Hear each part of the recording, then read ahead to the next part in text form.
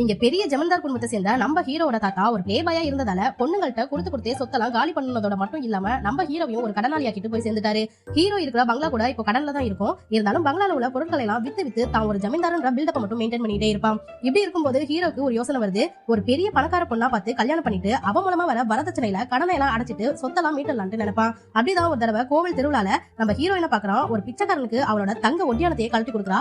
அதை பார்த்து ஹீரோவும் கட்டணம் இவ்வளவுதான் கட்டுவன்ட்டு முடிவே பண்ணிடுறான். ஹீரோயினோட அப்பாவுமே ஒரு ஜமீன்தார் தான். இப்போ ஹீரோக்கு 2-3 அசிஸ்டன்ஸ் இருப்பானுங்க.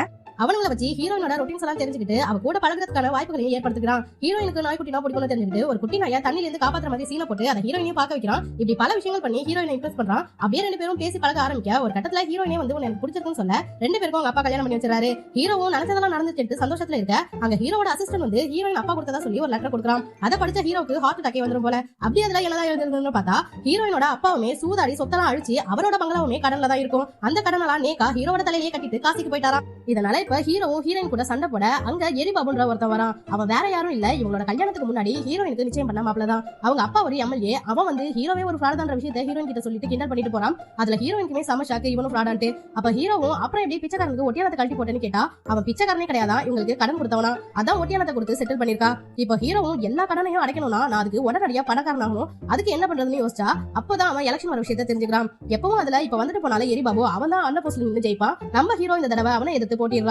அதுக்காக தெருவா போய் பிரச்சாரம் பண்றான். ஊர்ல உள்ள ஒருத்தனும் அவனை கண்டுக்கல. பொதுக்கூட்டம் நடத்தினா கூட அதுலயும் ஒரு ஈ காக்கா கூட கலந்துக்கல.